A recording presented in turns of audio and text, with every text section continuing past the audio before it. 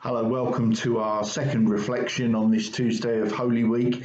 Mel and I said yesterday we're using this book, A Most Amazing Man, which is written by Nick Fawcett, and we just adapted some of the reflections for Holy Week from that book. So we're into this second reflection as we follow Jesus on the way to the cross.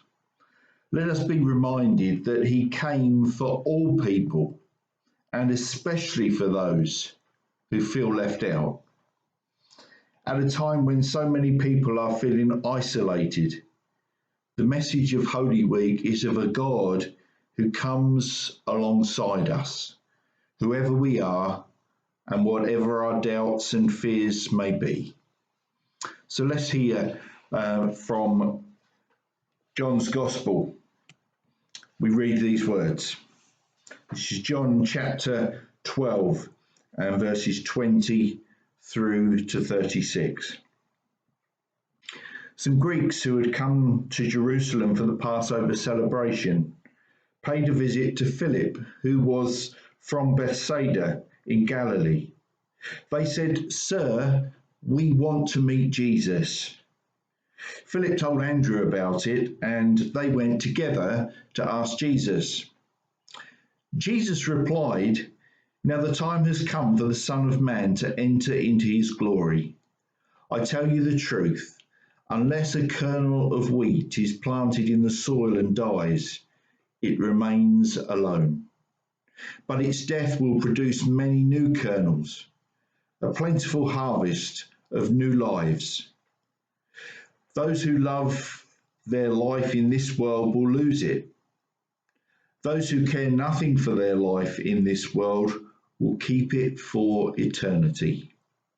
Anyone who wants to serve me must follow me, because my servants must be where I am, and the Father will honor anyone who serves me. Now my soul is deeply troubled. Should I pray, 'Father, save me from this hour'? But this is the very reason I came. Father, bring glory to your name." Then a voice from heaven saying, "I have already brought glory to my name, and I will do so again." When the crowd heard the voice, some thought it was thunder, while others declared an angel had spoken to him. Then Jesus told them, "The voice was for your benefit, not mine. The time for judging this world has come, when Satan, the ruler of this world, will be cast out. And when I am lifted up from the earth, I will draw everyone to myself." He said this to indicate how he was going to die. The crowd responded, "We understood from Scripture that the Messiah would live forever. How can you say the Son of Man will die? Just who is this Son of Man anyway?" Jesus replied, "My light will shine for you just a little longer. Walk in the light while you can, so the darkness will not overtake you. Those who walk in the darkness cannot see where they are going. Put your trust in the light while there is still time. Then you will become children of the light."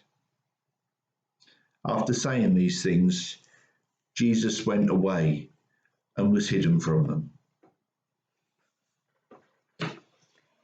In chapels and churches across the country, you will often find displayed inside their pulpits a terse message: "Sir, we would see Jesus."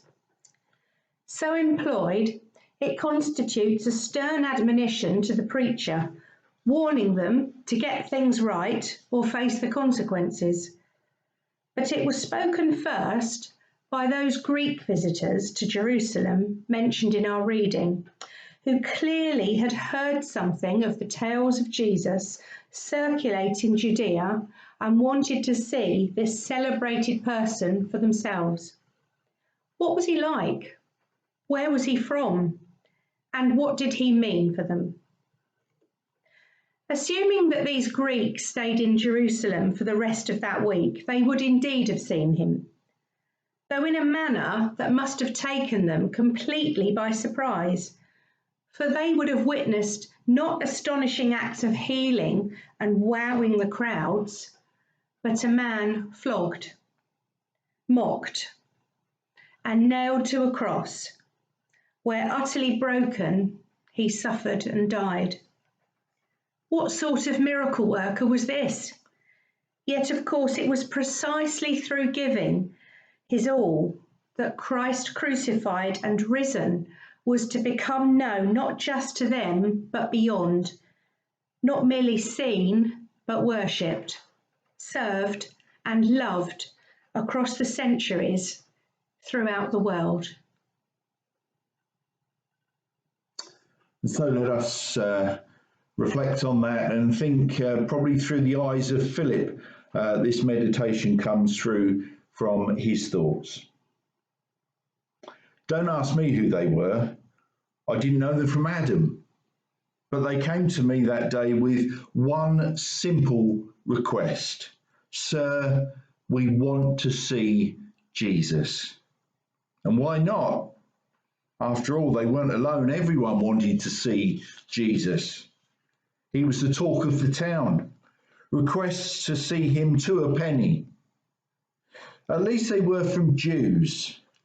But these guys were Greeks, Gentiles in other words. So what had Jesus to do with them? He's our leader, I reckoned, our Messiah. Go off and get your own. I didn't say that, of course, and not in so many words. Just excused myself as best I could and sought advice from Andrew. Yet I couldn't get them out of my head, for they were clearly serious, asking not through idle curiosity, but irresistibly drawn. The tone of their voice and look in their eyes conveyed hunger, urgency, a yearning within them. So we told Jesus, and he seemed unsurprised, as though he was expecting nothing less, as though a person's creed, colour, culture doesn't really matter, for his welcome extends to all. And of course, so it does.